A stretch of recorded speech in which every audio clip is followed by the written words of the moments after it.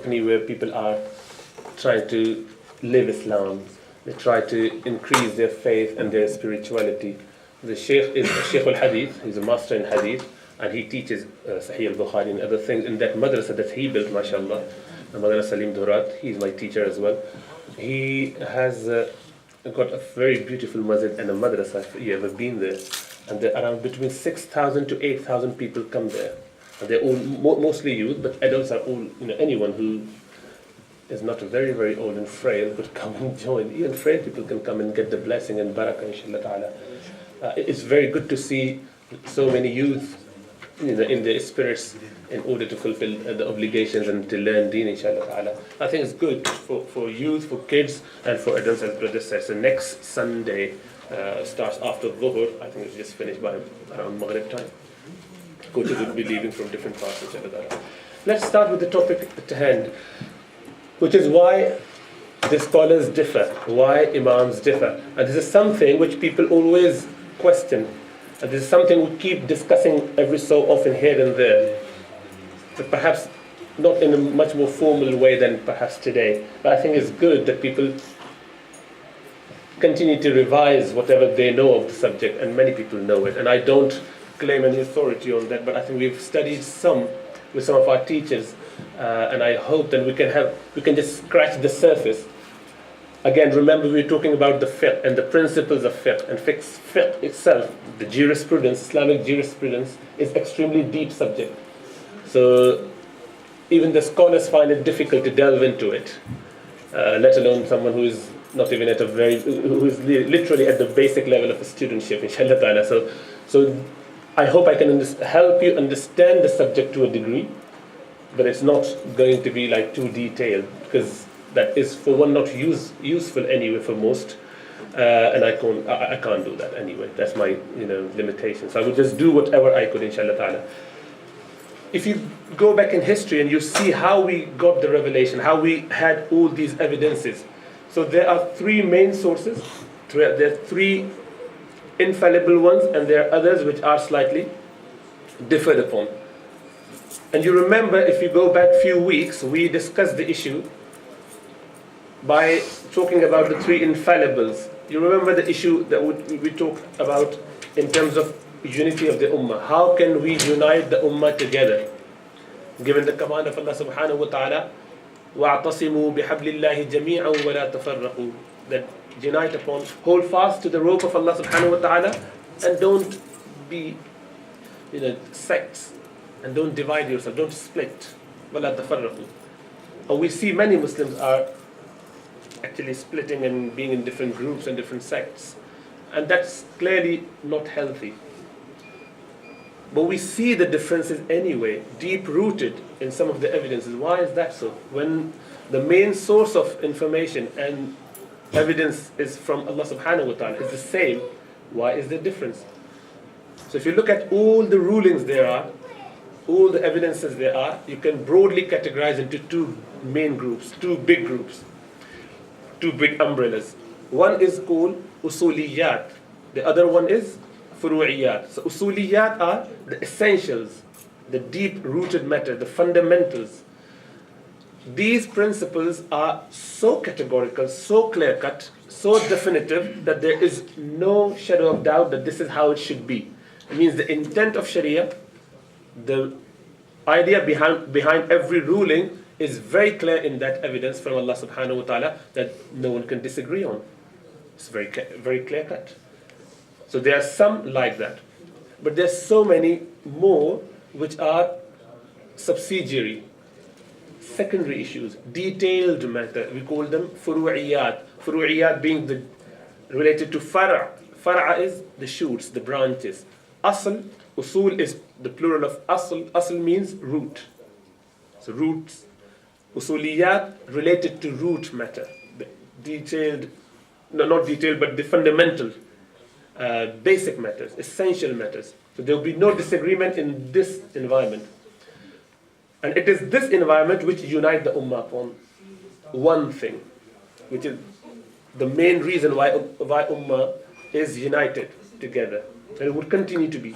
So we cannot differ in these matters of usuliyat. There are three sources of evidence that come and that comprises this group of usuliyat. What are these three? Quran clearly. Yeah. So whatever injunctions, whatever injunction come from Quran could be in this category. I'm saying could be. I would qualify that in a minute.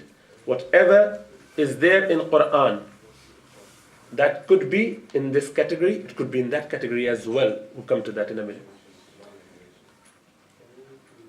Whatever is there from the hadith of Rasulullah sallallahu alaihi wasallam, prophetic saying, that could be in this group and could be in that group. And then there is final thing, which is the consensus of scholarship. The scholars, being Sahaba, being Mujtahid Imams, the leaders, when they agree on something, when they have consensus, it can only go in this group. It can never be in the furu'iyat. It is never in detailed issue. The ijtihad, as a counterpart of that ijma', is the ijtihad, where individuals have their own opinion. Those opinions can only be in this one. These individual opinion can never go in this usuli circle. It would never be there. Is that clear? I repeat it so that it just sank in some way, inshallah ta'ala. Usuliyat, furu'iyat. Essentials, fundamentals, detailed, subsidiary, trivial or important but not as important to make someone disbeliever or believer.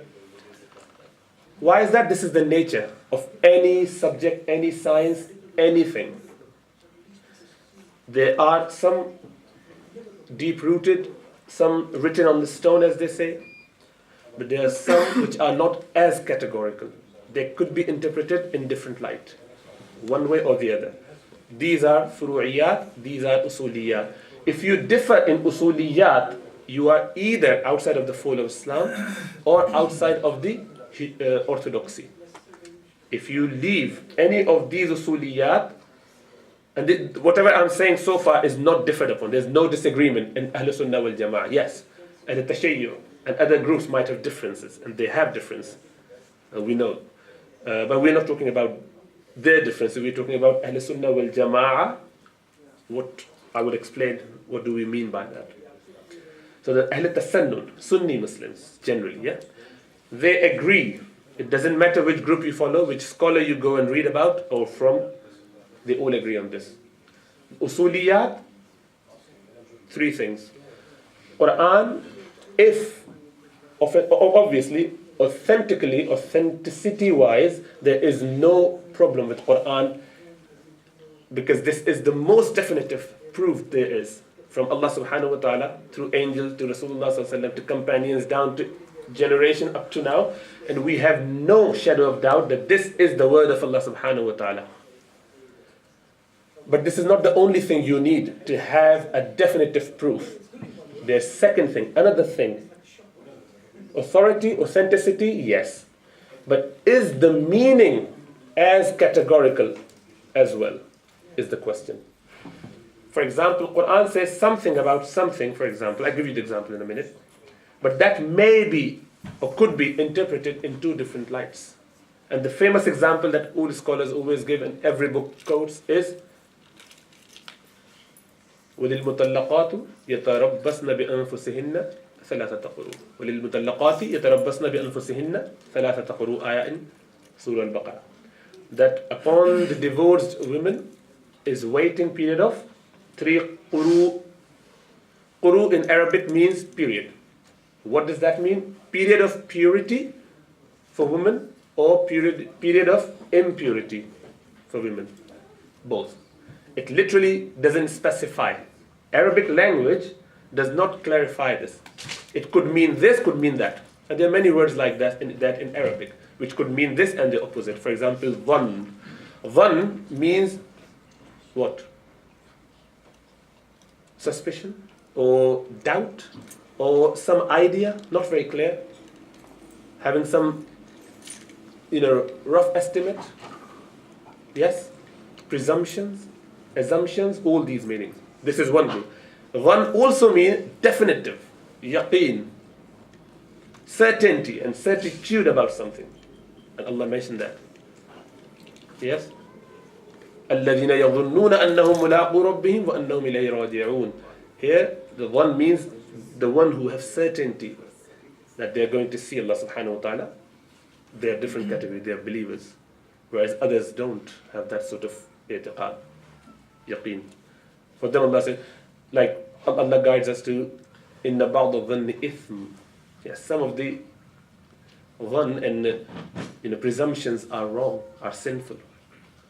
So it could mean both. Likewise, the word qar, which is the singular of quru, which appeared in Quran, this ayah, it could mean period and the period of purity. Period of impurity, of menses, and of purity. So what does this mean? So ayah is categorical in terms of its authenticity, but it's not categorical in terms of its meaning. Hence, you would have Sahaba, scholars, trying to find out what Allah means by that. What Allah meant by this particular verse. They would go and try find out from hadith.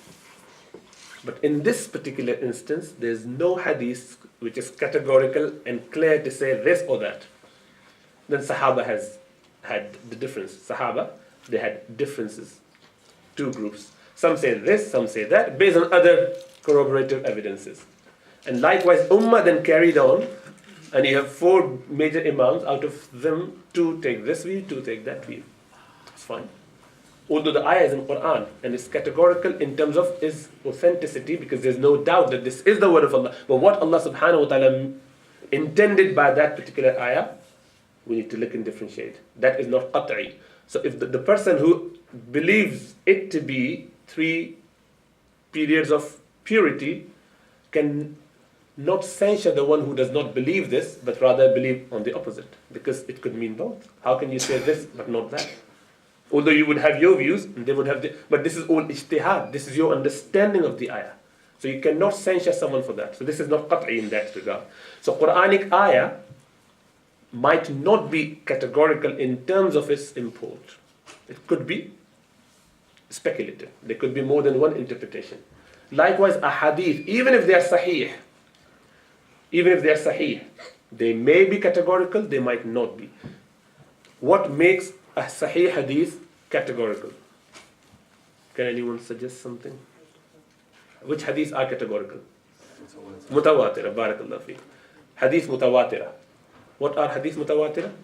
Hadith mutawatira are recurrently transmitted, massively transmitted by so many companions, by so many people in next generation, up to the point of its compilation, codification, that there is no doubt at all in one's mind. It's impossible, it's inconceivable that many number of people would ever unite upon a fabrication or a lie or misguidance. It's impossible that many people would gather upon that. So what is that number? How many? There's no number for it. It takes case by case. It is taken as case by case situation. For example, if we were talking about today, whether this September 11 happened or not, how many people do you need?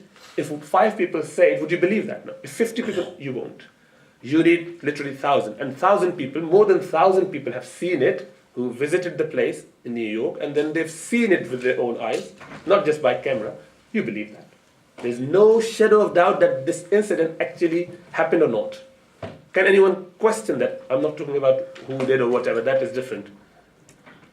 But the fact that it happened, there is no doubt that this is hadith mutawatir. Hadith literally means a statement, a news. And this news is mutawatir. It's massively transmitted. So there's no shadow of doubt. Likewise, a hadith which is narrated from Rasulullah sallallahu alaihi wasallam by the companions up to whatever time of codification in Bukhari, and it's transmitted and mentioned by or narrated by so many companions that we can never have any doubt, because one individual can make a mistake as a human being. So there would remain a possibility of having a little bit of lapse of memory, for example. That is possible.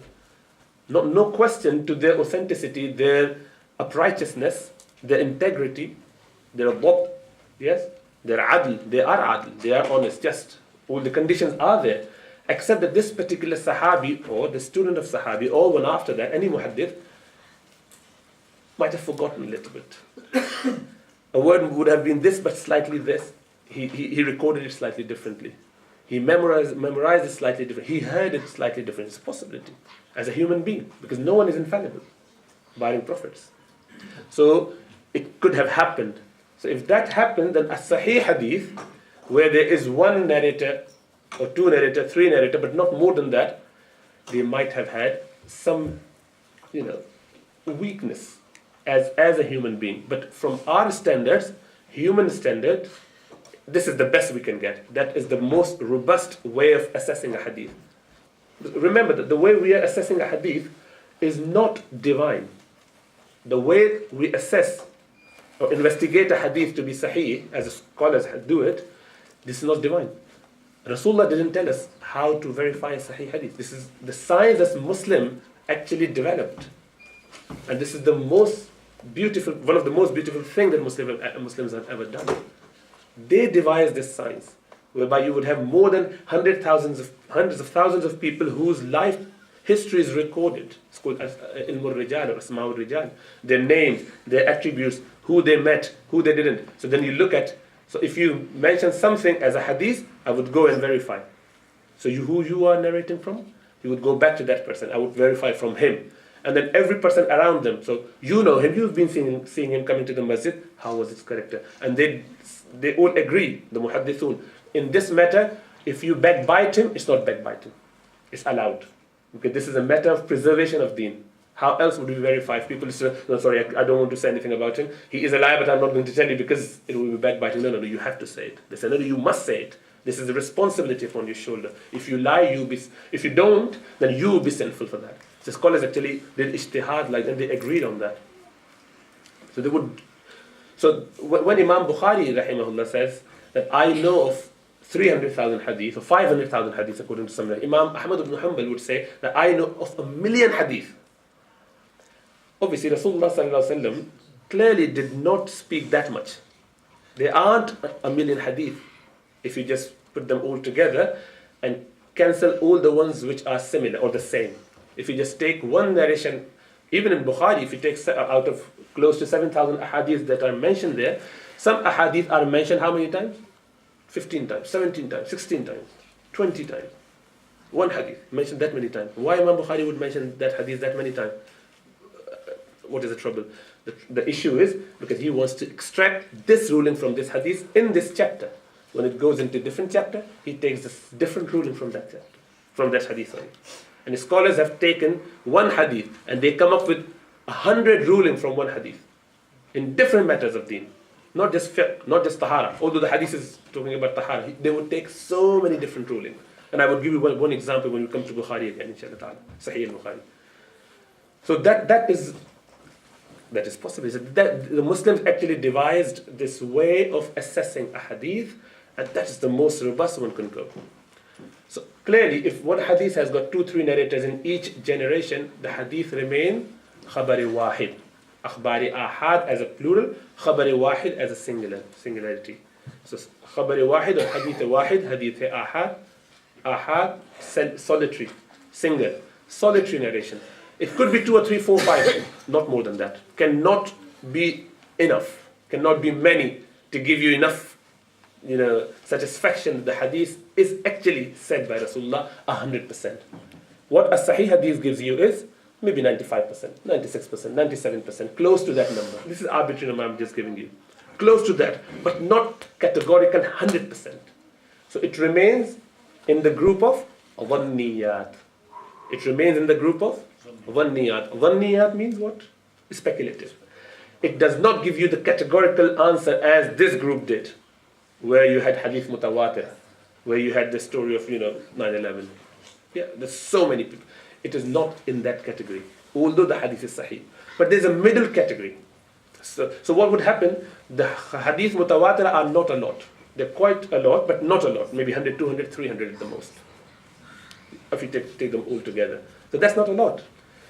Majority is this bulk, which is speculative. They're 95%, 96% in that category.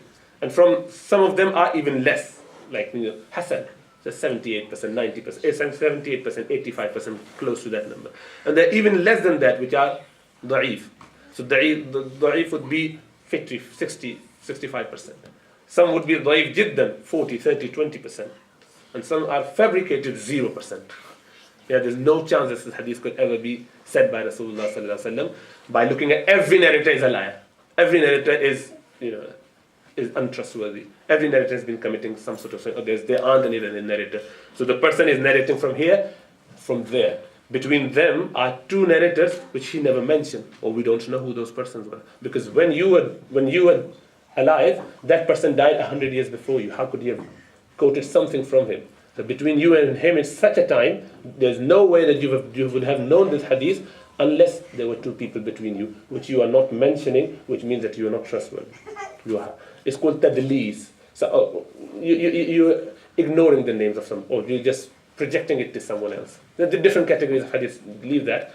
So the hadith would be questionable, or da'if, or fabricated. And people do fabricate. For whatever reason, we leave that because that's not the discussion, inshallah. If we ever talk about usul al-hadith, then we can, inshallah, delve a little bit on that so that we know how hadith become da'if and that sort of thing, inshallah. Anyway, so the category of the usuliyat is established with your definitive proofs, which are, number one, Quran with categorical statements, hadith with the hadith mutawatira, and ijma'i ummah, the agreement of all the sahaba or all the scholars. Not all the scholars as common scholars, the scholars who are mujtahidun, who are at the top level of ijtihad, the masters, of the heads of the subject. They should all agree. If there was, say, for example, in today's term, if there are 1,000 scholars of that caliber, if only one differ with that opinion, it's not ijma. For ijma, you have to have 100%. Otherwise, how would you get the certainty? So they should all agree on that. What potentiates it is Quranic ayah, as Imam al-Shafi'i would mention, rahimahullah, that سَبِيلُ الْمُؤْمِنِينَ وَيَتَّبِعْ غَيْرَ سَبِيلِ الْمُؤْمِنِينَ, that ayah, that's where it comes from. سَبِيلَ الْمُؤْمِنِينَ نُصْلِهِ جَهَنَّمْ, Allah says, we'll throw them in the hellfire. وَمَا يُشَاقِقِ الرَّسُولَ مِنْ بَعْدِ مَا تَبَيَّنَ لَهُ وَمَا يُشَاقِقِ الرَّسُولَ مِنْ بَعْدِ مَا تَبَيَّنَ لَهُ أَنَّهُ ومن يشاقق الرسول ومن يشاقق الله ورسوله ومن يشاقق بارك الله فيه ومن يشاقق الله من بعد ما تبين له الهدى ويتبع غير سبيل المؤمنين نوله ما تولى ونصليه جهنم وساءت مصيرا. So Allah says that whoever follows the way other than the Prophet, split from them and follow the way other than the believers, sabilul mu'minin. So sabilul mu'minin is the Sahaba, when they agree on something, the Fuqaha Sahaba, when they agree on something, that becomes established principle. You can't go away from that. Fine. So this is all sorted. In this issue, there's no difference of opinion. The scholars would all agree. Fornication is haram because Quranic ayah is categorical. This is okay, fine. Wiping over a leather socks is categorical. Why? Because this is hadith mutawatira. 70 plus sahaba narrated this hadith about wiping over the leather socks. It becomes categorical. 70 sahaba cannot all forget, cannot all, somehow wouldn't understand. No, it's impossible. So this is categorical. So if you don't believe in that, you are outside of the orthodoxy of Islam. As Mu'tazila or the Shi'as, they don't believe in the permissibility of wiping over the leather socks. That's why they are heterodox. One of the reasons, there are many reasons, but one of these is this. But they're Muslims though. Yeah, they are Muslims, but heterodox. So this is all sorted. There's no difference of opinion among scholars. That issue remains clear, and that is the essence that we go through. On the other hand, there are many ahadith which is akhbari ahad, which is the majority. But I was mentioning about a middle category, which is this hadith is called hadith mashhur, hadith ahadith mashhura, or hadith mashhur. Mashhur as in famous. It becomes so much famous, it becomes so much well known to people that despite it being in the early stages, first 2 or 3 generation, the narrators were 1, 2 or 3 solitary. But later on, it was massively transmitted by the mutaakhirin, by the people afterwards. And it became hadith mutawatira in this category. But it was in the beginning hadith ahad. So if you put them together, it becomes hadith mashhura and hadith mashhura. These hadiths also take the ruling that they are close to definitive. But obviously with some caveats there. Now, hadith ahad. So what is the majority? What are the majority ahadith? Hadith mutawatira or hadith ahad? Hadith ahad. And this is the group of hadith which is the most or the biggest group.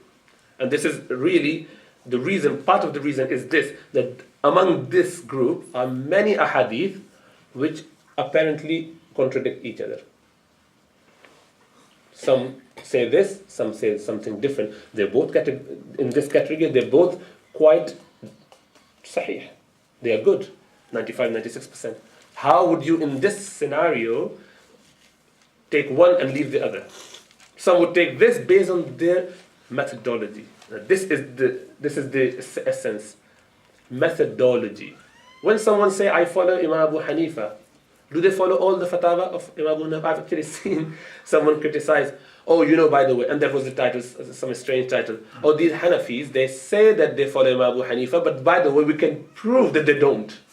And they would give some examples whereby they say, Imam Abu Hanifa said so and so in this masala, they actually do opposite. See, they don't follow Imam Abu Hanifa.